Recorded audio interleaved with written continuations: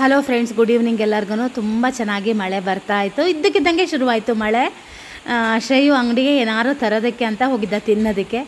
ಮಳೆ ಬಂತಲ್ಲ, ಹಾಗೆ ಅರ್ಧ ದಾರಿ ಹೋದನು, ಹಾಗೆ ವಾಪಸ್ ಬಂದ. 10 ರೂಪಾಯಿ ಕೊಟ್ಟಿದ್ರು ಅವ್ರ ಡ್ಯಾಡಿ, ನೋಡಿ ವಾಪಸ್ ತಂದು ಕೊಡ್ತಾ ಇದ್ದಾನೆ. ಮಳೇಲಿ ಫುಲ್ಲು ನೆನ್ಕೊಂಡು ಬಂದಿದ್ದಾನೆ. ತುಂಬ ಮಳೆ ಬಂದ್ರೂ ಮಳೆ ಬಂದಿದೆಯೋ ಇಲ್ಲೋ ಅನ್ನೋ ಥರ ನೆಲ ಒಣಗಿ ಹೋಗಿತ್ತು. ಮಳೆ ಬಂದ ತಕ್ಷಣ ಆ ಮಣ್ಣಿನ ವಾಸನೆ ಘಮ್ ಅಂತಾಯಿತು. ನಂಗೆ ತುಂಬ ಇಷ್ಟ ಆ ಮಣ್ಣಿನ ವಾಸನೆ. ನಿಂತ್ಕೊಂಡು ನಾನು ನಮ್ಮ ಮನೆಯವರು ಶ್ರೇಯು ಮಳೆನ ನೋಡ್ತಾ ಇದ್ವಿ. ಅದು ಎಷ್ಟು ಸಲ ಮಳೆ ಹೋಯ್ದ್ರೂ ನನಗಂತೂ ಮಳೆ ಬೇಜಾರಂತಲೇ ಬರೋದಿಲ್ಲ. ಯಾವಾಗ ಮಳೆ ಬಂದರೂ ನಾನು ನಮ್ಮ ಮನೆಯವರು ಹೋಗಿ ನಿಂತ್ಕೊಂಡು ಮಳೆ ನೋಡ್ತಾ ಇರ್ತೀವಿ. ಕಾಫಿ ಕುಡಿಯೋಣ ಅಂದರು. ನಂಗೆ ಯಾಕೋ ಕಾಫಿ ಕುಡಿಬೇಕು ಅಂತ ಅನ್ನಿಸ್ಲಿಲ್ಲ, ಹಾಗಾಗಿ ನಾನು ಬೇಡ ಅಂತ ಅಂದೆ. ಬೆಳಗ್ಗೆ ಕೈ ಕೊಯ್ಕೊಂಬಿಟ್ಟಿದ್ದೆ, ಏನೋ ತೊಳೆಯೋದಕ್ಕೆ ಅಂತ ಹೋದೆ, ಕೈ ಸ್ವಲ್ಪ ಹೆಚ್ಕೊಂಡ್ಬಿಟ್ಟಿದ್ದೆ. ಶ್ರೇಯು ಅಂಗಡಿಗೆ ಹೋಗಿ ಬಂದಲ್ಲ, ಏನಾದರೂ ತಿನ್ನೋದಕ್ಕೆ ಬೇಕು ಅಂತ ಹೇಳ್ತಾ ಇದ್ದ, ಹಾಗಾಗಿ ಮಸಾಲ ಪಾಪಡ್ ಮಾಡಿಕೊಡೋಣ ಅಂತ ಮಾಡಿಕೊಡ್ತಾಯಿದ್ದೀನಿ. ನಾವು ಅಕ್ಕಿ ಹಪ್ಪಳ ಮಾಡಿರ್ತೀವಲ್ವ, ಅದಕ್ಕೇ ನಾನು ಮಾಡಿಕೊಡ್ತೀನಿ ಮಸಾಲ ಪಾಪಡನ್ನ. ಶ್ರೇಯುಗೆ ತುಂಬಾ ಇಷ್ಟ ಆಗುತ್ತೆ. ನಿಮಗೂ ಕೂಡ ತೋರಿಸ್ತೀನಿ ಹೇಗೆ ಮಾಡೋದು ಅಂತ. ಟೊಮೆಟೊ ಹಾಗೆ ಈರುಳ್ಳಿನ ಸಣ್ಣದಾಗಿ ಹೆಚ್ಕೊಬೇಕು. ನನಗೆ ಕೈ ನೋವಾಗಿರೋದಕ್ಕೆ ಹೆಚ್ಚಕ್ಕೇ ಬರ್ತಾ ಇರಲಿಲ್ಲ, ಹಾಗಾಗಿ ಸ್ವಲ್ಪ ದೊಡ್ಡ ಆಯಿತು. ನೀವೆಲ್ಲ ಹೆಚ್ಚದಿದ್ರೆ ಸ್ವಲ್ಪ ಸಣ್ಣ ಸಣ್ಣಕ್ಕೆ ಹೆಚ್ಕೊಂಡ್ರೆ ಚೆನ್ನಾಗಿರುತ್ತೆ.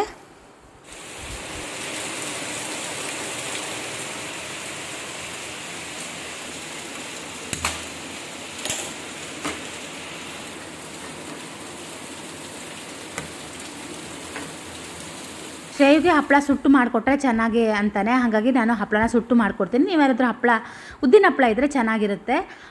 ಆದರೆ ಶ್ರೇಯು ನಾವು ಮಾಡಿರೋ ಹಪ್ಪಳನೇ ತಿನ್ನೋಕ್ಕೆ ಇಷ್ಟಪಡ್ತಾನೆ. ನಾನು ಸ್ವಲ್ಪ ಉಪ್ಪು, ಖಾರದ ಪುಡಿ, ಹಾಗೆಯೇ ಸ್ವಲ್ಪ ನಿಂಬೆಹಣ್ಣನ್ನು ಕೂಡ ಇದಕ್ಕೇ ನಾನು ಹಾಕಬೇಕಾಗಿತ್ತು. ನಾನು ಮರೆತುಬಿಟ್ಟೆ, ಹೆಚ್ಚಿಟ್ಕೊಂಡಿದ್ದೀನಿ, ವೀಡಿಯೋ ಮಾಡ್ತಾ ಮರೆತುಬಿಟ್ಟೆ. ಆನಂತರ ಹಪ್ಪಳಕ್ಕೆ ನಾನು ಕೊಬ್ಬರಿ ಎಣ್ಣೆನ ಹಾಕ್ತಾಯಿದ್ದೀನಿ. ಆನಂತರ ಸಣ್ಣಕ್ಕೆ ಹೆಚ್ಚಿರೋ ಟೊಮೆಟೊ ಮತ್ತು ಈರುಳ್ಳಿ, ನೀವು ಇದಕ್ಕೆ ಕೊತ್ತಂಬರಿ ಸೊಪ್ಪು ಕೂಡ ಹಾಕ್ಬೋದು. ಶ್ರೇಯು ಕೊತ್ತಂಬರಿ ಸೊಪ್ಪನ್ನ ಇಷ್ಟಪಡಲ್ಲ, ಹಾಗಾಗಿ ನಾನು ಅದರ ಸ್ಕಿಪ್ ಮಾಡಿದ್ದೀನಿ ಅಷ್ಟೇ. ನಮ್ಮ ಹಪ್ಪಳನೇ ಖಾರ ಇರೋದ್ರಿಂದ ನಾನು ಚೂರು ಖಾರದ ಪುಡಿ ಹಾಕಿದ್ದೀನಿ. ಆಮೇಲೆ ಕೊನೆಗೆ ನಿಂಬೆ ಹುಳಿನ ಹಾಕಿ ಕೊಡ್ತಾಯಿದ್ದೀನಿ. ಸೂಪರಾಗಿರುತ್ತೆ. ಇದ್ರ ಜೊತೆ ಸೂಪ್ ಇದ್ದರೆ ಕೂಡ ಇನ್ನೂ ಚೆನ್ನಾಗಿರುತ್ತೆ. ಆ ಬಿಸಿ ಬಿಸಿ ಸೂಪು ಮತ್ತು ಈ ಹಪ್ಪಳ ತಿಂತಾಯಿದ್ರೆ ಸಖತ್ತಾಗಿರುತ್ತೆ. ಆ ಮಳೆ ಬರಬೇಕಿದ್ರೆ ಶ್ರೇಯುಗೆ ತುಂಬ ಇಷ್ಟ ಇದು, ಹಾಗಾಗಿ ಅವನಿಗೆ ಈಗ ಮಾಡಿಕೊಟ್ಟೆ. ಖುಷಿಯಿಂದ ತಿಂದ ಅವನು ಮಳೆ ನೋಡ್ತಾ. ಇದು ರಾತ್ರಿ ತುಂಬ ಗುಡುಗು ಮಿಂಚು ಎಲ್ಲ ಇತ್ತು, ನೋಡ್ಬೋದು. ಕತ್ತಲೆ ಇದೆ, ಕರೆಂಟ್ ಕೂಡ ಹೋಗಿತ್ತು. ನಾನು ತಿಂಡಿ ಸ್ವಲ್ಪ ಉಪ್ಪಿಟ್ಟು ಮಾಡೋಣ ಅಂತ, ಶ್ರೇಯು ಉಪ್ಪಿಟ್ಟು ಮಾಡು ಅಂತ ಹೇಳ್ದೆ, ಹಾಗಾಗಿ ಉಪ್ಪಿಟ್ಟು ಮಾಡೋಣ ಅಂತ. ಸಾಂಬಾರು ಕೂಡ ಇತ್ತು. ನಾನೇನಂದೆ, ಅನ್ನ ಮಾಡ್ತೀನಿ, ಮೊಸರು ಅನ್ನ ಇಲ್ಲ ಸಾಂಬಾರು ಹಾಕ್ಕೊಂಡು ಊಟ ಮಾಡೋಣ ಅಂತ ಅಂದೆ. ಶ್ರೇಯು ಇಲ್ಲ ಉಪ್ಪಿಟ್ಟು ಬೇಕೇ ಬೇಕು ಅಂದ, ಹಾಗಾಗಿ ಉಪ್ಪಿಟ್ಟು ಮಾಡ್ತಾಯಿದ್ದೀನಿ. ತುಂಬ ತರಕಾರಿ ಹಾಕ್ತಾಯಿಲ್ಲ, ಒಂಚೂರೇ ಬೀನ್ಸ್ ಹಾಕ್ತಾಯಿದ್ದೀನಿ, ಟೊಮೆಟೊ, ಈರುಳ್ಳಿ, ಹಸಿಮೆಣಸು ಅಷ್ಟೇ ಹಾಕ್ತಾಯಿದ್ದೀನಿ. ಅವನಿಗೆ ಆ ಹೋಟೆಲಲ್ಲಿ ಉಪ್ಪಿಟ್ಟು ತಿಂದಾಗಿಂದ ಆ ಥರ ತೆಳು ಉಪ್ಪಿಟ್ಟು ಮಾಡು ಅಂತ ಹೇಳ್ತಾ ಇದ್ದಾನೆ. ಆದರೆ ಎಷ್ಟು ಮಾಡಿದ್ರೂ ನನಗೆ ಆ ಉಪ್ಪಿಟ್ಟು ಯಾಕೋ ಅಷ್ಟು ಇಷ್ಟ ಆಗ್ತಾಯಿಲ್ಲ. ನನಗೆ ಮುಂಚೆ ಏನದು ಬನ್ಸಿ ರವೆದು ಉಪ್ಪಿಟ್ಟು ಇಷ್ಟ ಆಗ್ತಾಯಿತ್ತು. ಇವಾಗ ಯಾಕೋ ಗೊತ್ತಿಲ್ಲ, ನನಗೂ ಅದೊಂಥರ ಇಷ್ಟ ಆಗ್ತಾಯಿಲ್ಲ, ಒಂಥರ ವಾಸನೆ ಥರ ಅನ್ನಿಸ್ತಾಯಿತ್ತು. ಹಾಗಾಗಿ ನಾನು 2 ಕಪ್ಪಷ್ಟು ಉಪ್ಪಿಟ್ಟನ್ನ ಮಾಡಿದೆ, ಅದು ಕೂಡ ಜಾಸ್ತಿ ಆಗಿಬಿಡ್ತು. ಆಮೇಲೆ ನಾನು ಒಂಚೂರು ಅದರಲ್ಲೇ ಉಪ್ಪಿಟ್ಟು ತಿಂದೆ. ಆಮೇಲೆ ನಾನು ಅನ್ನ ಸಾರು ಊಟ ಮಾಡೋಣ ಅಂತ ಅಂದ್ಕೊಂಡವಳು. ಆಮೇಲೆ ಉಪ್ಪಿಟ್ಟು ಉಳಿತಲ್ವ, ಮತ್ತು ಅದೇನು ಹಾಳು ಮಾಡೋದು ಅಂತ ನಾನು ಕೊನೆಗೆ ಉಪ್ಪಿಟ್ಟನ್ನು ತಿಂದೆ.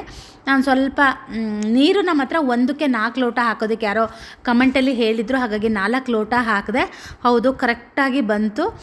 ಕೊನೆಗೆ ಸ್ವಲ್ಪ ತುಪ್ಪ ಹಾಕೋದಕ್ಕೆ ಕೂಡ ಅವರು ಹೇಳಿದರು, ಉಪ್ಪಿಟ್ಟಿಗೆ ತುಪ್ಪ ಹಾಕಿದ್ರೆ ಚೆನ್ನಾಗಿರುತ್ತೆ ಅಂತ. ನಾನು ಒಗ್ಗರಣೆ ಕೂಡ ಹಾಕಿರ್ತೀನಿ, ಮೇಲೆ ತುಪ್ಪ ಹಾಕೋದಿಲ್ಲ ಆಗಿತ್ತು. ಇವತ್ತು ಅವ್ರು ಹೇಳಿದ್ರು ಅಂತ ಹಾಕಿದೆ. ನಮ್ಮನೆಯವರೆಲ್ಲ ಏನಂದರೆ, ಉಪ್ಪಿಟ್ಟು ತಟ್ಟೆಗೆ ಹಾಕಿದ್ಮೇಲೆ ಕೂಡ ಮೇಲೆ ಕಾಯಿ ತುರಿ ಹಾಗೆಯೇ ಒಂಚೂರು ತುಪ್ಪ ಹಾಕ್ಕೊಂಡು ತಿಂತಾರೆ. ನನಗೆ ಅಷ್ಟು ಇಷ್ಟ ಆಗೋದಿಲ್ಲ. ಇವತ್ತು ಉಪ್ಪಿಟ್ಟಿಗೆ ಮೇಲೆ ಹಾಕಿದೆ. ನನಗೆ ಉಪ್ಪಿಟ್ಟು ತಿನ್ನಬೇಕು ಅಂದರೆ ಹಪ್ಪಳ ಬೇಕೇ ಬೇಕು, ಹಾಗಾಗಿ ನಾನು ಹಪ್ಪಳನ ಸುಟ್ಕೊತಾ ಇದ್ದೀನಿ. ನಮ್ಮನೆಯವರಿಗೆಲ್ಲ ಹಪ್ಪಳ ಬೇಕು ಅಂತ ಏನಿಲ್ಲ, ಅವರಿಗೊಂದು ಉಪ್ಪಿನಕಾಯಿ ಇದ್ದರೆ ಸಾಕು, ಉಪ್ಪಿಟ್ಟನ್ನ ತಿಂತಾರೆ.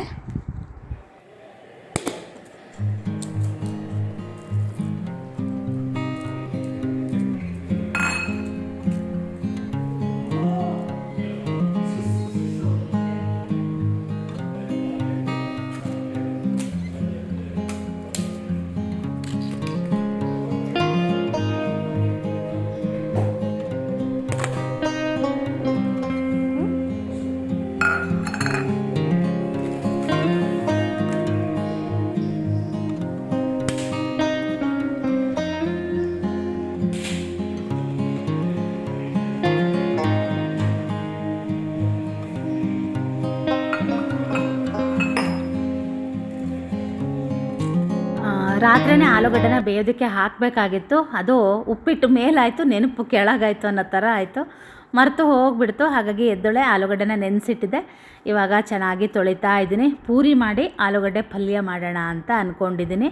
ಹಾಗಾಗಿ ಆಲೂಗಡ್ಡೆನ ತೊಳೆದ್ಬಿಟ್ಟು ಬೆಳಗ್ಗೆ ಈಗ ಬೇಯೋದಕ್ಕೆ ಇಡ್ತಾ ಇದ್ದೀನಿ.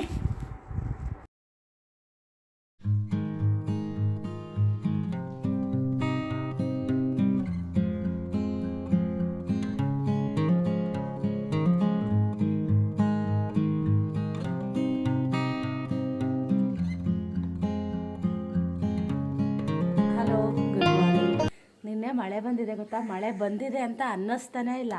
ಆ ಥರ ಪೂರ್ತಿ ನೀರನ್ನು ಕುಡ್ಕೊಂಡ್ಬಿಟ್ಟಿದೆ ಭೂಮಿ. ಮಳೆ ಬಂದಿದ್ದು ಒಳ್ಳೇದಾಯಿತು. ಇಲ್ಲಿ ಮಾತ್ರ ಮಳೆ ಬಂದಿದೆಯಂತೆ. ಇಲ್ಲಿಂದ ಒಂದು ಸ್ವಲ್ಪ ದೂರ ಹೋದ ತಕ್ಷಣ ಪೇಟೆಯಲ್ಲಿ ಕೂಡ ಮಳೆ ಇಲ್ಲಂತೆ. ನಮ್ಮನೇಲಿ ಹೇಳ್ತಾಯಿದ್ರು ಇಲ್ಲಿ ಚೆನ್ನಾಗಿ ಬಂತು ಮಳೆ. ನಮ್ಮ ಮಸರೂರಲ್ಲಂತೂ ಒಂದು ಹನಿ ಮಳೆ ಇಲ್ಲಂತ. ಅಂದರೆ ಒಂದು ಸ್ವಲ್ಪ ಹಾಗೆ ಸೂರನಿ ಥರ ಬಿದ್ದು ಹಾಗೆ ಹೋಯ್ತಂತೆ, ಮಳೆನೇ ಇಲ್ಲಂತೆ. ನಮಗೆ ಹೆಚ್ಚಾಗಿ ಅಲ್ಲೇ ಮಳೆ ಆಗಬೇಕು, ಯಾಕಂದರೆ ನಮ್ಮ ತೋಟ ಅಲ್ಲಿರೋದ್ರಿಂದ ಅಲ್ಲಿ ಮಳೆ ಆದರೆ ಚೆನ್ನಾಗಿರುತ್ತೆ. ಸಿಂಬನ ದಿನ ಬಿಡ್ತಿದ್ದಲ್ಲ, ಇವತ್ತು ಕಟ್ಟಿದ್ದೀನಿ. ಯಾಕಂದರೆ ಹೋಗೋದು ಆ ಮರಳ ಮೇಲೆ ಮಲಗೋದು, ಇಲ್ಲೆಲ್ಲ ಕಟ್ಟೆ ಗಲೀಜು ಮಾಡೋದು. ಒಳಗಂತೂ ಹಾಂ ಬಿಡಿ ಅಂತ ನನ್ನನ್ನು. ಅವನಿಗೀಗ ಕಟ್ಟೋ ಅಭ್ಯಾಸ ಮರ್ತೋದಂಗೆ ಆಗಿದೆ. ಜೋರು ಮಾಡ್ತಾಯಿದ್ದ ನನಗೆ. ಆ ಮರಳ ಮೇಲೆ ಮಲಗಿ ಒಳಗೆಲ್ಲ ಬಂದಿದ್ದಾನೆ. ರಾತ್ರಿ ಶ್ರೇಯು ಕ್ರಿಕೆಟ್ ನೋಡ್ತಾ ಇದ್ದಾನೆ, ಅವನು ಸೇರಿ ಇಡೀ ಮನೆ ಗಲೀಜಿದ್ದಾನೆ. ಶ್ರೇಯು ಎಷ್ಟೊತ್ತಿಗೆ ಬಂದು ಮಲಗೋದ್ನ ಏನೋ ನಂಗೆ ಗೊತ್ತಿಲ್ಲ. ನಾನು ಬೇಗ ಹೋಗಿ ಮಲಗಿಬಿಟ್ಟೆ. ನಂಗೆ ಯಾಕೋ ಸುಸ್ತಾದಂಗೆ ಅನ್ನಿಸ್ತಾ ಇತ್ತು. ಹಾಗಾಗಿ ಹೋಗಿ ಮಲಗಿದೆ. ಎಡಿಟಿಂಗ್ ಮಾಡೋಣ ಅಂತ ಅನ್ಕೊಂಡು ಹೋದಳು. ಆಮೇಲೆ ಯಾಕೋ ಮಲಗೋಣ ಅಂತ ಸುಮ್ಮನೆ ಮಲಗಿಬಿಟ್ಟೆ. ನಮ್ಮ ಶ್ರೇಯು ಸೈಕಲ್ನ ನಿನ್ನೆ ಹೊರಗೆ ನಿಲ್ಲಿಸಿದ್ದ. ಕೂದಲು ಉದ್ದ ಆಗಿದೆ, ಕಟ್ಟಿಂಗ್ ಮಾಡಿಸ್ಕೊಬಾ ಅಂತ ಹೇಳ್ತಾ ಇದ್ದೀನಿ. ಏನಂದ್ರೆ ಅವನನ್ನು ಕಳ್ಸೋಕ್ಕಾಗ್ತಾ ಇಲ್ಲ. ಇನ್ನು ಸ್ಕೂಲೊಂದು ಬುಕ್ಕಿನ ಬೈಲ್ ಕೂಡ ನಾವು ಹಾಕಬೇಕು. ಓಹೋ ಅಲ್ಲಿ ಪಾರಿವಾಳ ಕುತ್ಕೊಂಡಿದ್ದಾವೆ, ಅದಕ್ಕೆ ನಿನ್ಗೇನು ಸಿಕ್ಬಿಡ್ತವೆ ಅವು. ತಿಂಡಿ ಇವತ್ತು ಪೂರಿ ಮಾಡೋಣ ಅಂತ ಇದ್ದೀನಿ. ಏನು ಮಾಡಲಿ ಅಂತ ಕೇಳಿದೆ. ನೀನೇ ಪೂರಿ ಮಾಡು ಅಂತ ಹೇಳಿದ್ರು. ಹಾಗಾಗಿ ಪೂರಿ ಮಾಡಿ, ಸಾಗು ಏನು ಮಾಡೋದಿಲ್ಲ, ಆಲೂಗಡ್ಡೆ ಪಲ್ಯ ಮಾಡೋಣ ಅಂತ. ಶ್ರೇಯ್ ನೀನೇ ಕೇಳ್ಕೊಂಡಿದ್ದೆ, ತಿಂತೀಯಲ್ಲ ಮಗ ಅಂತ ಹೇಳಿ ಹ್ಞೂ ಅಂತ ಹೇಳ್ದೆ. ಹಾಗಾಗಿ ಇವತ್ತು ತಿಂಡಿ ಬಂದು ಪೂರಿ ಮತ್ತು ಆಲೂಗಡ್ಡೆ ಪಲ್ಯ. ಕಸ ಹೊಡೆದಿದ್ದೀನಿ, ಇನ್ನೂ ಬಾಗಿಲಿಗೆ ನೀರು ಹಾಕಿಲ್ಲ. ನಮ್ಮ ಸಿಂಹ ಎಷ್ಟು ಚೆನ್ನಾಗಿ ರಂಗೋಲೆ ಹಾಕಿರ್ತೀನಿ. ರಂಗೋಲೆ ಮಾತ್ರ ಏನಕ್ಕೂ ಬರ್ದಂಗೆ ಮಾಡಿರ್ತಾನೆ. ನಾನು ಅದಕ್ಕೆ ಇಲ್ಲಿ ಹಾಕೋದು ಬಿಟ್ಟೆ. ಈಗ ಇದ್ರ ಮೇಲೆ ಮಕ್ಕಳ್ತಾ ಇದ್ದಾನೆ ಇಲ್ಲಿ ಹೊರಗಡೆ. ಹಾಗಾಗಿ ಹಾಕೋದೇ ಬಿಟ್ಬಿಟ್ಟಿದ್ದೀನಿ. ಏನು ನಿಂದು ಜೋರು ಮಾಡೋದು ನನಗೆ. ಏನು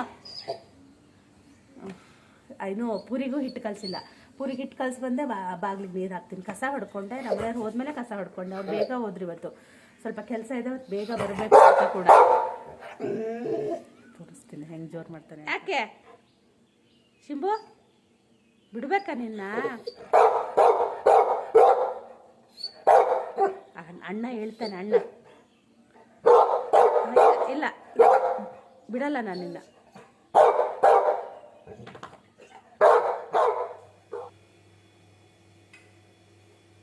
ಸಿಂಬು ನಾನು ಕಟ್ ಹಾಕಿದ್ದೀನಿ ಅಂತ ನನಗೆ ತುಂಬ ಜೋರು ಮಾಡ್ತಾ ಇದ್ದ.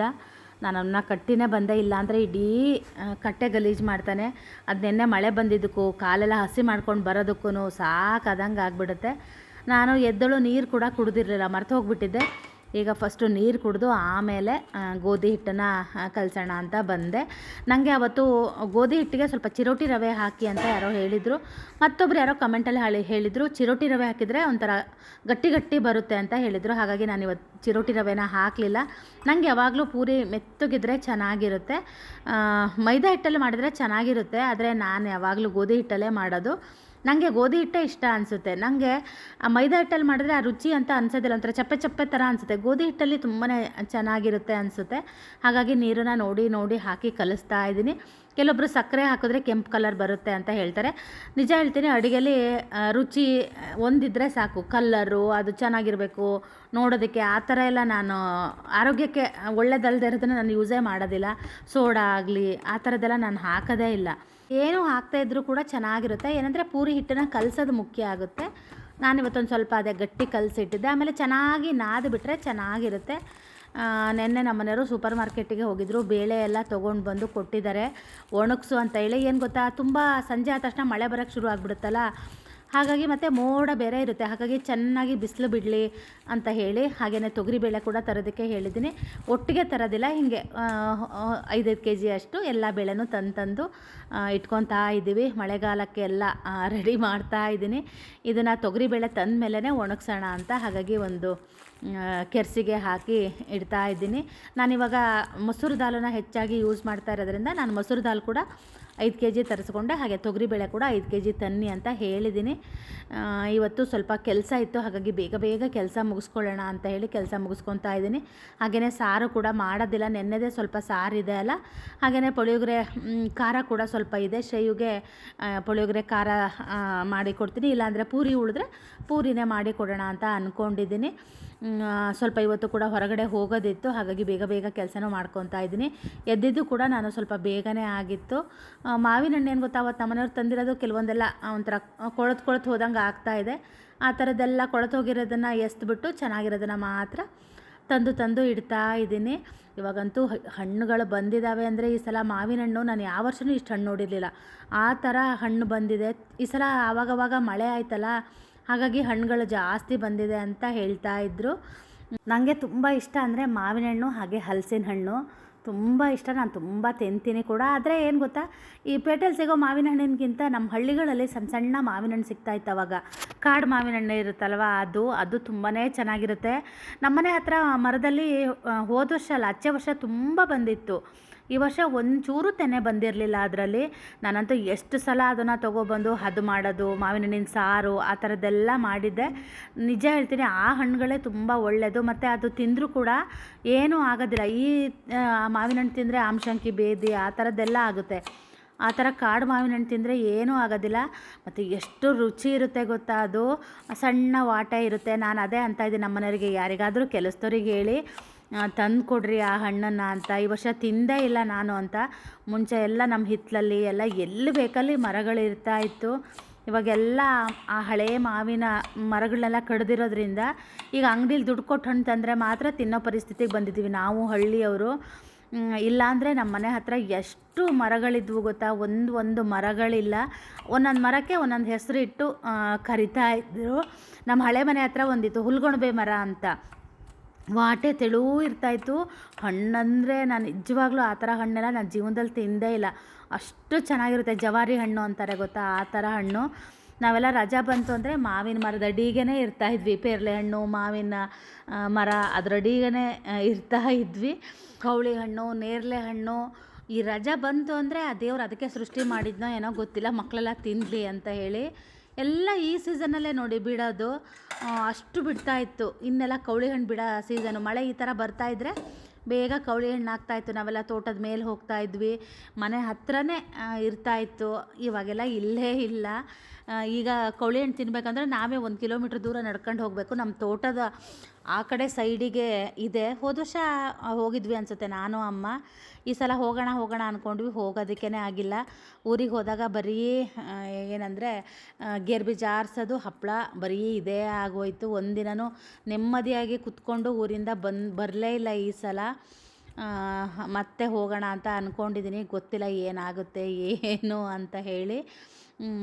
ಊರಿಂದ ಬರಬೇಕಿದ್ರೆ ಹೇಳ್ತಾ ಇದ್ದೆ ಅಲ್ಲ, ಮತ್ತೆ ಹೋಗಬೇಕು ಅಂತ. ಇನ್ನೂ ಡಿಸೈಡ್ ಮಾಡಿಲ್ಲ ನಾನು ಯಾವಾಗ ಹೋಗೋದು ಏನು ಎತ್ತ ಅಂತ. ಬ್ರೌನ್ ಶುಗರ್ ಕೂಡ ಖಾಲಿಯಾಗಿತ್ತು, ಅದನ್ನು ಹಾಕ್ಕೊತಾ ಇದ್ದೀನಿ. ನೀವು ಎಲ್ಲ ಯಾರ್ಯಾರು ಆ ಥರ ಕಾಡು ಹಣ್ಣುಗಳನ್ನೆಲ್ಲ ತಿಂದು ಅಭ್ಯಾಸ ಇದೆ? ಇನ್ನೊಂದು ಹಣ್ಣು ಇರ್ತಾಯಿತ್ತು ಸಂಪೆ ಹಣ್ಣು ಅಂತ, ಅದು ಅಷ್ಟೇ ಏನು ಚೆನ್ನಾಗಿರ್ತಾಯಿತ್ತು ಗೊತ್ತಾ. ಹೋದ ವರ್ಷ ನಮ್ಮ ಚಿಕ್ಕಪ್ಪನ ತೋಟದಲ್ಲಿ ತುಂಬ ಆಗಿತ್ತು. ನಮಗೆ ತಂದು ಕೊಡ್ತಾಯಿದ್ದ ಚಿಕ್ಕಪ್ಪ ಆ ತೋಟಕ್ಕೆ ಹೋದಾಗ. ಈ ವರ್ಷ ಬಿಟ್ಟಿಲ್ಲ ಏನೋ ಅನಿಸುತ್ತೆ. ಯಾರ್ಯಾರಿಗೆಲ್ಲ ಈ ಥರ ಹಣ್ಣುಗಳು ತಿಂದಿರೋದು ನೆನಪಿದೆ ಅಂತ ನನಗೆ ಕಮೆಂಟಲ್ಲಿ ತಿಳಿಸಿ. ನಾನು ತುಂಬ ಊರಿನ ವ್ಲಾಗ್ ಹಾಕಿದಾಗ ತುಂಬ ಜನ ನನಗೆ ಕನೆಕ್ಟ್ ಆಗ್ತೀರಾ. ನಾವು ನಮ್ಮ ಬಾಲ್ಯ ನೆನಪಾಗುತ್ತೆ ಅಂತ. ನೋಡಿ, ನಮಗೆ ಆ ಬಾಲ್ಯ ನೆನಪು ಮಾಡೋ ಪುಣ್ಯ ಇದೆ. ಇವಾಗಿನ ಮಕ್ಕಳಿಗೆ ಬಾಲ್ಯ ನೆನಪು ಮಾಡೋ ಪುಣ್ಯನೇ ಇಲ್ಲ. ನಮ್ಮ ಅಮ್ಮಂದು ಒಂದೇ ರಗಳೆ, ಊರಿಗೆ ಯಾವಾಗ ಬರ್ತೀಯಾ ಅಂತ ಹೇಳಿ ಫೋನ್ ಮಾಡಿದರು. ಬೆಳಗ್ಗೆ ಫೋನ್ ಮಾಡಿದ್ದಾರೆ. ನಾನು ಇದ್ಯಾಕಪ್ಪ ಬೆಳಗ್ಗೆ ಫೋನ್ ಮಾಡಿದ್ರೆ ಒಂಥರ ಹೆದರಿಕೆ ಅಂತ ಅನಿಸುತ್ತಲ್ಲ. ಅವ್ರು ಫೋನ್ ಮಾಡಿದ್ದು ನೋಡಿ ನನಗೆ ಹೆದರಿಕೆ ಆಯ್ತು, ಯಾಕೆ ಹಿಂಗೆ ಅಂತ ಹೇಳಿ. ಯಾರು ಗೇರು ಬೀಜ ಆರಿಸೋದಕ್ಕೆ ಜನ ಸಿಗ್ತಾ ಇಲ್ಲ. ನೀನು ಬಂದು 1-2 ದಿನ ಇದ್ದು ಒಂದಿನ ಬಾ, ಮಾರನೇ ದಿನ ಆರಿಸಿ ನೆಕ್ಸ್ಟ್ ಡೇ ಇಲ್ಲ ಅವತ್ತೇ ಸಂಜೆ ಊರಿಗೆ ಹೋಗ್ಬೋದು ಬಾ ಅಂತ ನನ್ನ ಹತ್ರ ಗಲಾಟೆ. ಏನು ಗೊತ್ತಾ, ಕರೆಂಟ್ ಹೋಯ್ತು. ನನ್ನ ಟ್ರೈಪೋಡ್ ಏನಾಗಿದೆ ಗೊತ್ತಾ, ಮತ್ತೆ ನಿನ್ನೆ ಒಂದು ಕಾಲು ಮುರಿದೋಗಿದೆ, ಅವತ್ತೊಂದು ಕಾಲು ಮುರಿದೋಗಿತ್ತು. ಅದಕ್ಕೆ ನಾನು ಏನೇನೋ ಮಾಡಿ ಗಮ್ಟೆ ಪಚ್ಚಿ ಬ್ಯಾಂಡೇಜ್ ಮಾಡಿದ್ದೆ. ಇವತ್ತು ಮತ್ತೊಂದು ಕಾಲು ಮುರಿದೋಗಿದೆ, ಒಂದು ಹಿಂಗಾಗಿದೆ ಇದು ಟ್ರೈಪೋಡು. ನಮ್ಮನೆಯವ್ರು ಬೈತಾರೆ, ಅದು ಎಂತ ಅದು ಹಾಳಾಗಿರೋದನ್ನೆಲ್ಲ ಯೂಸ್ ಮಾಡ್ತೀಯ, ಎಸೆಯೋಕ್ಕಾಗಲ್ವಾ ಅಂತ ಬೈತಾರೆ. ಒಂದಿದೆ ಹೊಸ ಅದನ್ನು ಹಾಳು ಮಾಡ್ಕೊಂಡ್ರೆ ಮತ್ತು ನನ್ನ ಹತ್ರ ಇಲ್ಲ. ಹಾಗಾಗಿ ದುಡ್ದಿದ್ದು ಪೂರ್ತಿ ಬರೀ ಟ್ರೈಪೋಡಿಗೆ ಹಾಕೋದೇ ಆಗಿದೆ ಅನ್ನೋ ಥರ ಆಗಿದೆ. ಈ ತಿಂಗಳಲ್ಲೇ 2 ಟ್ರೈಪೋಡ್ ತರಿಸಿದ್ದೀನಿ. ಯಾಕೋ ಗೊತ್ತಿಲ್ಲ, ಮುರಿದು ಹೋಗ್ತಾ ಇದ್ದಾವೆ. ಯಾವ್ದಾರು ಒಂದು ಒಳ್ಳೆ ಟ್ರೈಪೋಡ್ ತೊಗೋಬೇಕು. ನಾನು ಫಸ್ಟ್ ಒಂದು ಸಲ ತೊಗೊಂಡಿದ್ದೆ, ಅದು ಚೆನ್ನಾಗಿತ್ತು. ಅದು ಯಾವ್ದ್ರದ್ದು ಅಂತ ನಂಗೆ ಮರ್ತೋಗಿದೆ ಈಗ. ನಾನಲ್ಲ, ನಮ್ಮ ಅತ್ತೆ ಮಗ ತರಿಸಿ ಕೊಟ್ಟಿದ್ದ ನನಗೆ. ನಮ್ಮನೆಯವರು ಫೋನ್ ಮಾಡಿದ್ರಾ ಟೀ ಕುಡಿ ಅಂತೇಳಿ. ಅವರು ಟೀ ಕುಡಿ ಅಂದಮೇಲೆ ನನಗೆ ತೂಡ ಬಂದುಬಿಡ್ತು. ಇವತ್ತು ಎದ್ದಿದ್ದು ಬೇಗ ಆಗಿತ್ತು, ಹಾಗಾಗಿ ಬೇಗ ಕೆಲಸ ಮುಗಿಸ್ಕೊಳ್ಳೋಣ. 10:30ಗೆ ನನಗೆ ಹೊರಗಡೆ ಹೋಗೋದಿದೆ. ಹಾಗಾಗಿ ಅಷ್ಟರೊಳಗೆ ಎಲ್ಲ ಕೆಲಸ ಮುಗಿಸ್ಕೊಂಡ್ಬಿಡೋಣ. ಸಾರು ಹೇಗಿದ್ರು ಇದೆ, ಸ್ವಲ್ಪ ಮೊಸರನ್ನ ಆ ಥರದ್ದು ಏನಾದರೂ ಒಂದು ಮಾಡ್ಕೊಳ್ಳೋಣ ಅಂತ ಅಂದ್ಕೊಂಡಿದ್ದೀನಿ. ಏನಾಗುತ್ತೆ ಗೊತ್ತಿಲ್ಲ. ಟೀ ಒಂಚೂರೇ ಇದೆ, ಮಾತಾಡಲಿಲ್ಲ. ಅದಕ್ಕೆ ನಮ್ಮಮ್ಮ ಫೋನ್ ಮಾಡಿದ್ರಲ್ಲ, ನೆನಪಾಯ್ತು, ಅದಕ್ಕೆ ನಿಮ್ಮ ಜೊತೆ ಮಾತಾಡ್ತಾ ಇದ್ದೀನಿ. ಅಮ್ಮನ ಹತ್ರ ಮಾತಾಡ್ತಾ ಟೀ ಕೂಡ ತಣ್ಣಗಾಯ್ತು. ಮೊನ್ನೆ ಸಂಜೆ ಕೈ ಸುಟ್ಕೊಂಡಿದ್ದೀನಿ. ನಮ್ಮ ಮನೆಯವರಿಗೆ ಶ್ರೇಯದೊಂದು ಶರ್ಟ್ ಇತ್ತು, ಅದನ್ನು ಐರನ್ ಮಾಡಿ ಅಂತ ಹೇಳಿದೆ. ಒಂದು 2-3 ಮಾಡಿದ್ರು. ಅಷ್ಟೊತ್ತಿಗೆ ಅವ್ರಿಗೆ ಬೇಜಾರಾಯಿತು. ನಮ್ಮ ಮನೆಯವ್ರಿಗೆ ಹಾಗೇನೆ ಒಂದು ಕೆಲಸನ ಏನಾದ್ರು ಹಿಡಿದಿರೋ ಕೆಲಸನ ಪೂರ್ತಿ ಮಾಡೋದಿಲ್ಲ ಅವರು. ಅದನ್ನು ಅರ್ಧ ಬಿಟ್ಟು ಮತ್ತೆ ಇನ್ನೊಂದು ದಿನ ಮಾಡ್ತಾರೆ. ನಂಗೆ ಹಂಗಲ್ಲ, ಅದು ಮಾಡಿರೋ ಕೆಲಸ ಅದು ಮುಗಿಬೇಕು ಅಂತ. ಆಮೇಲೆ ಅವ್ರು ಬಿಟ್ಟು ಹೋದ್ರಾ, ಮೀಟಿಂಗಿಗೆ ಹೋದರು. ನಾನೆಲ್ಲೋ ಐರನ್ ಮಾಡಿಬಿಟ್ಟಿದ್ದಾರೆ ಇವರು ಅಂತ ಹೇಳಿ ಹೋಗಿ ನೋಡ್ತೀನಿ, 2 ಶರ್ಟ್ ಐರನ್ ಮಾಡೋದು ಹಾಗೆ ಇತ್ತು. ಹೋದೆ ನೋಡ, ನಾನೇ ದೊಡ್ಡ ಸ್ಕೆ ಮಾಡಿ ಐರನ್ ಮಾಡೋಕ್ಕೆ ಹೋದೆ. ನಂಗೆ ಐರನ್ ಮಾಡೋಕ್ಕೆ ಇಷ್ಟ ಆಗೋದಿಲ್ಲ. ಬಟ್ಟೆ ಮಡ್ಚೋದು ಐರನ್ ಮಾಡೋದು ನಂಗೆ ಸ್ವಲ್ಪ ಹಿಂದೆ, ಅವರೇ ಮಾಡೋದು ಜಾಸ್ತಿ. ಅದು ಅದ್ರದ್ದು ಹಿಂದ್ಗಡೆದು ವೈರ್ ಇರುತ್ತಲ್ವ, ಅದೆಲ್ಲ ಹಿಂಗೆ ಸುತ್ಕೊಂಡಿತ್ತು. ನಮ್ಮನೆ ಮೇಲೆ ಸಿಟ್ಟು ಮಾಡ್ಕೊತ ಅದು ಬಿಸಿ ಇತ್ತು, ನನಗೆ ಗೊತ್ತೇ ಇಲ್ಲ. ವೈರೆಲ್ಲ ಹಿಂಗೆ ತಿರುಗಿಸ್ತಾ ಇದ್ದೀನಿ, ಅದು ಬಂದು ಇಲ್ಲಿ ಕೈ ಮೇಲೆ ಪಾಟ್ ಅಂತ ಬಿದ್ದುಬಿಡ್ಬೇಕಾ. ಒಂದೇ ಸೆಕೆಂಡು ಹಿಂಗೆ ತೆಗ್ದಿದ್ದೀನಿ, ಹಾಗೆ ಇದಾಯಿತು, ಉರಿ ಆಯಿತು. ಆಮೇಲೆ ನನಗೆ ಕಮೆಂಟಲ್ಲಿ ಒಬ್ರು ಹೇಳಿದ್ರು ಗೋಧಿ ಹಿಟ್ಟನ್ನು ಹಚ್ಚಿ ಅಂತ, ಕಲೆ ಆಗೋದಿಲ್ಲ ಅಂತ. ಹಾಗಾಗಿ ಗೋಧಿ ಹಿಟ್ಟನ್ನು ಹಚ್ಚಿದ್ದೀನಿ. ಕಲೆ ಆಗುತ್ತೋ ಇಲ್ವೋ ಗೊತ್ತಿಲ್ಲ. ಅದು ನಿನ್ನೆ ಏನಾಗಿದೆ ಅಂದರೆ, ರಾತ್ರಿ ತುರ್ಕೆ ಥರ ಆಗಿದೆ ಅನಿಸುತ್ತೆ, ಕಿತ್ಕೊಬಿಟ್ಟಿದ್ದೀನಿ. ಆಮೇಲೆ ಎದ್ದು ಉರಿ ಆಯಿತು ನನಗೆ. ಆಮೇಲೆ ಮತ್ತೆ ಎದ್ದು ಕೊಬ್ಬರಿ ಎಣ್ಣೆ ಹಚ್ಕೊಂಡೆ. ಅದಕ್ಕೊಂದು ಎಣ್ಣೆ ಬರುತ್ತೆ, ಅದು ಕೊಟ್ಟಿದ್ದಾರೆ ನನಗೆ. ಕಲೆ ಎಲ್ಲ ಆಗೋದಿಲ್ಲ, ಅದು ಎಲ್ಲಿಟ್ಟಿದ್ದೀನಿ ಅಂತ ಗೊತ್ತಿಲ್ಲ. ಬಾಟ್ಲು ಕಳೆದೋಗಿದೆ, ಅದನ್ನು ಹುಡುಕ್ಬೇಕೀಗ. ಅದಕ್ಕೆ ದಿನಾ ಪದೇ ಕೊಬ್ಬರಿ ಎಣ್ಣೆ ಹಚ್ಕೊತಾನೇ ಇದ್ದೀನಿ. ನಮ್ಮ ಮನೆಯವ್ರ ಮೇಲೆ ಎಷ್ಟು ಸಿಟ್ಟು ಬಂದಿತ್ತು ಅಂದರೆ, ನನಗೆ ಅದೊಂದು 2 ಮಾಡಿದರೆ ನನಗೆ ಈ ಪರಿಸ್ಥಿತಿ ಬರ್ತಿರ್ಲಿಲ್ಲ ಅಂತ. ನಮ್ಮ ಮನೆಯವ್ರು ಬಂದವರು, ನಾನು ಕೈ ಸುಟ್ಕೊಂಡಿದ್ದು ನೋಡಿದ್ರಲ್ಲ, ಹೆಚ್ಚಿಗೆ ಏನೂ ಕೇಳಲಿಲ್ಲ. ಯಾಕಂದರೆ ಅವ್ರಿಗೆ ಗೊತ್ತಾಯಿತು ನಾನು ಈಗ ಅದೇನಾದರೂ ಕೇಳಿದ್ರೆ ಜಗಳ ಆಗುತ್ತೆ ದೊಡ್ಡದಾಗಿ, ಅದಕ್ಕೆ ಏನೂ ಕೇಳಬಾರ್ದು ಅಂತ. ಅಲ್ಲೇ ಹಿಂಗೆ ಸುಟ್ಕೊಂಡೆ ಅನ್ನೋದೊಂದು ಪದ ಕೇಳಿದ್ರು ಅಷ್ಟೇ. ಹಿಂಗಾಯ್ತು, ಹಿಂಗೆ ಬಿತ್ತು ಅಂದೆ ಅಷ್ಟೇ. ನಾನು ಏನು ಹೇಳಕ್ಕೆ ಹೋಗಲಿಲ್ಲ, ಅವರು ಏನೂ ಕೇಳಲಿಲ್ಲ. ಆಮೇಲೆ ಅಂತಾರೆ, ಒಂದಿನ ಬಿಟ್ಟು ಅಂತಾರೆ ನನಗೆ, ಅದೇನಾದರೂ ನಾನು ಅವತ್ತು ಕೇಳಿದರೆ ದೊಡ್ಡದೊಂದು ಗಲಾಟೆ ಆಗ್ತಾಯಿತ್ತು, ನನ್ನ ಮೇಲೆ ನೀನು ಬೈತಿದ್ದೆ, ಅದಕ್ಕೇ ಅದನ್ನು ಅಲ್ಲಿಗೆ ಮುಗಿಸ್ಬಿಟ್ಟೆ, ಇವತ್ತು ಹೇಳ್ತಾ ಇದ್ದೀನಿ ಅಂತ ಹೇಳಿದ್ರು. ಇದೊಂದು ಚೆನ್ನಾಗಿದೆ ನೋಡಿ, ಟಿಪ್ಸ್ ಚೆನ್ನಾಗಿದೆ. ಅದೇನಾದ್ರು ಜಗಳ ಆಗುತ್ತೆ ಅಂತ ಗೊತ್ತಾದಾಗ ಸುಮ್ಮನಿದ್ರೆ ಜಗಳನೇ ಆಗೋದಿಲ್ಲ. ಹೌದು, ನಂಗೆ ಅವತ್ತೆಲ್ಲರೂ ಅವ್ರು ಕೇಳಿದರೆ ನಿಜ ಹೇಳ್ತೀನಿ ಅಷ್ಟು ಸಿಟ್ಟು ಬಂದಿತ್ತು. ಅವರಾಗೆ ಕೇಳಲಿ ಅಂತ ನಾನು ಸುಮಾರು ಕಾದೆ, ಬರ್ತಿದಂಗೆ ತೋರಿಸ್ದೆ, ಎಲ್ಲ ಮಾಡಿದೆ. ಅವರು ಏನೂ ಹೇಳಲಿಲ್ಲ, ನಾನು ಏನೂ ಹೇಳಲಿಲ್ಲ. ಸದ್ಯ ಅವ್ರು ಇರಲಿಲ್ಲ ನಂಗೆ ಆದಾಗ. ಇದ್ದಿದ್ರೆ ಮತ್ತೆ ಜಗಳ ಆಗ್ತಿತ್ತು. ನನ್ನ ಟೀ ತಣ್ಣಗಾಗೋಯ್ತು. ಆರಾಮಾಗಿ ಕುತ್ಕೊಂಡು ಟೀ ಕುಡಿಯೋಣ ಅಂತ ಬಂದೆ ಅಮ್ಮನ ಹತ್ರ. ಅದಕ್ಕೆ ನಾನು ಮೊಬೈಲ್ ಬಿಟ್ಟು ಹೊರಗೆ ಬಂದು ಕುತ್ಕೊಂಡೆ. ಅಷ್ಟೊತ್ತಿಗೆ ನಮ್ಮ ಅಮ್ಮನ ಫೋನ್ ಬಂತು. ಎಂತ ಮಾಡೋದು ಅಂತ ಗೊತ್ತಿಲ್ಲ. ಈಗ ಊರಿಗೆ ಹೋಗೋದು ಬಿಡೋದು, ನಂಗೆ ಒಳ್ಳೆ ಎಡಬಿಡಂಗಿ ಥರ ಆಗಿಬಿಟ್ಟಿದ್ದೀನಿ ನಾನು ಇಲ್ಲಿ ಬಂದು. ಈಗ ಹಿಂಗೆ ಸುಮಾರು ಕೆಲಸಗಳಿದ್ದಾವೆ. ಏನೋ ನಮ್ಮ ಮನೆಯವ್ರು ಬಂದ ಮೇಲೆ ಯೋಚನೆ ಮಾಡಿ ಒಂದು ಡಿಸಿಷನ್ಗೆ ಬರ್ತೀನಿ. ನಾ ಬಂದಾಗಿಂದ ನಮ್ಮಮ್ಮಂದು ಅದೇ ರಾಗ, ಅದೇ ಹಾಡು, ಯಾವಾಗ ಬರ್ತೀಯಾ ಅಂತ ಹೇಳಿ. ನನಗೂ ಇಲ್ಲಿ ಸುಮಾರೆಲ್ಲ ಕೆಲಸಗಳಿದೆ, ಅದೆಲ್ಲ ಮುಗಿಸಿ ಬರ್ತೀನಮ್ಮ ಅಂತ ಹೇಳ್ತೀನಿ. ನಮ್ಮಮ್ಮ ಮಾತು ಕೇಳೋದೇ ಇಲ್ಲ. ಇವತ್ತಂತೂ ಬೆಳಗ್ಗೆನೇ ಫೋನ್ ಮಾಡಿ ಯಾವಾಗ ಬರ್ತೀಯಾ ಅಂತೆ. ಅವ್ರು ಹಂಗೆ ಕರೆದ ತಕ್ಷಣ ಏನಾಗುತ್ತೆ ಗೊತ್ತಾ, ನನಗೂ ಹೋಗಬೇಕು ಅನ್ಸೋಕ್ಕೆ ಶುರುವಾಗ್ಬಿಡುತ್ತೆ. ಈಗ ಶ್ರೇಯು ಏನಂತ ಇದ್ದಾನೆ ಅಂದರೆ, ನಾನು ಬರೋದಿಲ್ಲ ಅಂತ ಇದ್ದಾನೆ. ಹಾಗೆಯೇ ನಮ್ಮ ಮನೆಯವ್ರು ಕೂಡ ಅಷ್ಟೇ, ನಾನು ಅವನ ಜೊತೆಗೆ ಇರೋದೇ ಇಲ್ಲ, ಹಾಗಾಗಿ ನಾನು ಅವನೂ ಕಳಿಸೋದಿಲ್ಲ ಅಂತ ಇದ್ದಾರೆ. ನಂಗೆ ಅದೊಂದು ರಗಳೆ ಥರ ಶುರುವಾಗಿದೆ. ನೋಡೋಣ ನಮ್ಮ ಮನೆಯವ್ರು ಬಂದ ಮೇಲೆ ಏನು ಎತ್ತ ಅಂತ ಡಿಸೈಡ್ ಮಾಡ್ತೀನಿ. ಇವಾಗಲೇ ತಲೆ ಕೆಡ್ಸ್ಕೊಳ್ಳೋದಿಲ್ಲ. ಆಲೂಗಡ್ಡೆ ಪಲ್ಯಕ್ಕೆ ಹಾಗೆ ಒಗ್ಗರಣೆ ಹಾಕ್ತಾಯಿದ್ದೀನಿ. ನಾವು ದೋಸೆಗೆಲ್ಲ ಮಾಡ್ತೀವಲ್ವ, ಸ್ವಲ್ಪ ಅದೇ ಥರ. ಬೇಕಿದ್ದರೆ ಇದಕ್ಕೆ ಬಟಾಣಿ ಕೂಡ ಹಾಕ್ಬೋದು. ನಾನು ಬಟಾಣಿ ಏನೂ ಹಾಕಿಲ್ಲ, ಮರ್ತೋಯ್ತು ನನಗೆ ಹಾಕಿಲ್ಲ ಅನ್ನೋದಕ್ಕಿಂತನೂ. ಈರುಳ್ಳಿ, ಟೊಮೆಟೊ, ಸಾಸಿವೆ, ಕಡಲೆಬೇಳೆ ಹಾಕಿದ್ದೀನಿ. ಸ್ವಲ್ಪ ಟೊಮೆಟೊ ಜಾಸ್ತಿ ಹಾಕಿದ್ರೆ ಚೆನ್ನಾಗಿರುತ್ತೆ. ಬೇಕಿದ್ದರೆ ಸ್ವಲ್ಪ ಗರಂ ಮಸಾಲ ಕೂಡ ಹಾಕ್ಬೋದು. ನಾನು ಇವತ್ತು ಏನೂ ಹಾಕಿಲ್ಲ, ಹಾಗೇ ಮಾಡ್ಕೊಂಡಿದ್ದೀನಿ. ಪೂರಿಗೆ ಒಂದೇ ಥರ ಸಾಗು ತಿಂದು ಬೇಜಾರಾಗಿರುತ್ತಲ್ವ, ಮತ್ತು ಇದು ಈಸಿ ಕೂಡ, ಜಟ್ಪಟ್ ಅಂತ ಆಗುತ್ತೆ. ಮಾಡಿ ನೋಡಿ, ಸೂಪರಾಗಿ ಇರುತ್ತೆ. ಮತ್ತು ಇದಕ್ಕೆ ಸ್ವಲ್ಪ ಕಾಯಿ ಚಟ್ನಿ ಕೂಡ ಮಾಡಿಕೊಂಡ್ರು ಕೂಡ ಚೆನ್ನಾಗಿರುತ್ತೆ. ಆಲೂಗಡ್ಡೆನ ನಾನು ಚೆನ್ನಾಗಿ ಈ ಥರ ಒಡ್ಕೊತಾ ಇದ್ದೀನಿ. ಹೆಚ್ಚಿಗೆ ಕೂಡ ಮಾಡ್ಬೋದು, 2-3 ಥರ ಮಾಡ್ತೀನಿ ನಾನು. ಇವತ್ತು ಇದು ಸೇಮ್ ದೋಸೆಗೆ ಹೇಗೆ ಮಾಡ್ತೀನೋ ಹಾಗೆ ಮಾಡ್ತಾಯಿದ್ದೀನಿ. ನಾನು ಹಸಿಮೆಣಸನ್ನ ಹಾಕಿರಲಿಲ್ಲ, ಹಾಗಾಗಿ ಇದಕ್ಕೆ ಸ್ವಲ್ಪ ಏನದು ಸೂಜಿ ಮೆಣಸಿನ ಪುಡಿ ಹಾಕಿದ್ದೀನಿ. ಹಾಗೆ ಅರಿಶಿನ ಹಾಕಿದ್ದೀನಿ, ಚೂರು ಉಪ್ಪು ಕೂಡ ಹಾಕಿದ್ದೀನಿ, ಯಾಕಂದರೆ ಟೊಮೆಟೊ ಚೆನ್ನಾಗಿ ಬೇಯಲಿ ಅಂತ. ಆನಂತರ ಆಲೂಗಡ್ಡೆ ಸೇರಿಸ್ಬಿಟ್ಟು ಈ ಥರ ಚೆನ್ನಾಗಿ ಮಿಕ್ಸ್ ಮಾಡಿದ್ರೆ ಆಲೂಗಡ್ಡೆ ಪಲ್ಯ ರೆಡಿ ಆಗುತ್ತೆ. ಇದು ತುಂಬ ಈಸಿ. ಯಾರಾದರೂ ಆಫೀಸಿಗೆ ಹೋಗೋರು ಏನಾದ್ರು ಇದ್ದರೆ ಈ ಥರ ಆಲೂಗಡ್ಡೆ ಪಲ್ಯ ಮಾಡಿಕೊಂಡ್ರೆ ಚಪಾತಿಗೆ ಕೂಡ ಚೆನ್ನಾಗಿರುತ್ತೆ, ಹಾಗೆ ಪೂರಿಗೆ ಕೂಡ ತುಂಬಾ ಚೆನ್ನಾಗಿರುತ್ತೆ. ಯಾರ್ಯಾರು ಈ ಪಲ್ಯ ಮಾಡ್ತೀರಾ ಅಂತ ನನಗೆ ಕಮೆಂಟಲ್ಲಿ ತಿಳಿಸಿ. ನಮ್ಮ ಮನೆಯವ್ರು ಮಾಡ್ತಾರೆ, ತುಂಬ ಚೆನ್ನಾಗಿರುತ್ತೆ. ಅವರಿಂದನೇ ನಾನು ಇದನ್ನು ಕಲ್ತಿರೋದು. ಅವರು ಸಣ್ಣದಾಗಿ ಹೆಚ್ಚಿಬಿಟ್ಟು ಹಾಗೆ ಒಗ್ಗರಣೆಲಿ ಬೇಯಿಸ್ತಾರೆ. ನಾನು ಹಾಗೆಲ್ಲ ಮಾಡೋದಿಲ್ಲ, ಕುಕ್ಕರಲ್ಲಿ ಒಂದು ವಿಷಲ್ ಹೊಡೆಸ್ಕೊಂಡು ಸೇಮ್ ದೋಸೆಗೆ ಹೇಗೆ ಮಾಡ್ತೀನೋ ಹಾಗೆ ಮಾಡ್ತೀನಿ. ಅವರು ಅಪರೂಪಕ್ಕೆ ಮಾಡ್ತಾರಲ್ವ, ಅವ್ರು ಸ್ವಲ್ಪ ಸ್ಪೆಷಲಾಗಿ ಮಾಡ್ತಾರೆ. ನಾವು ದಿನ ಮಾಡೋರಿಗೆ ಅಂಥದ್ದಲ್ವಾ.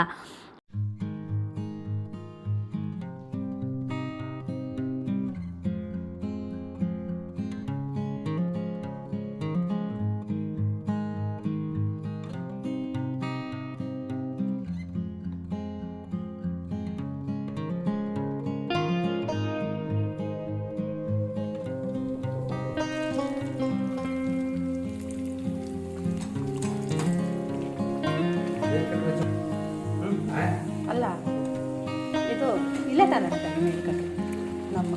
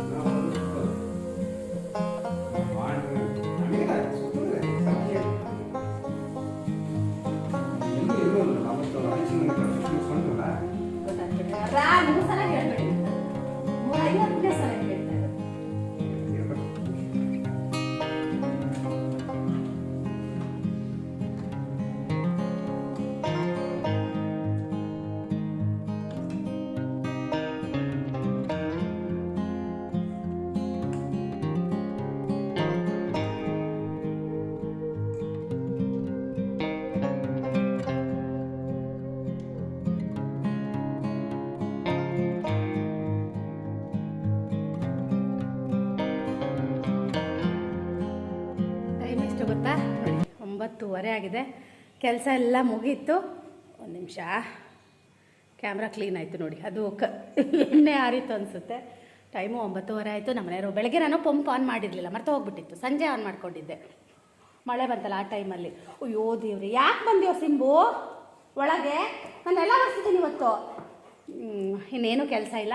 ಸಾಂಬಾರು ಅದೇ ಬಿಸಿ ಮಾಡಿದೆ, ಒಂಚೂರು ಅನ್ನ ಮಾಡ್ಕೊತೀನಿ. ಪೂರಿ ತುಂಬ ಚೆನ್ನಾಗಾಗಿತ್ತು. ಪೂರಿ ಮತ್ತು ಪಲ್ಯ ತುಂಬ ಚೆನ್ನಾಗಿತ್ತು. ಒಂದೊಂದು ಪೂರಿ ಉಳಿಲಿಲ್ಲ.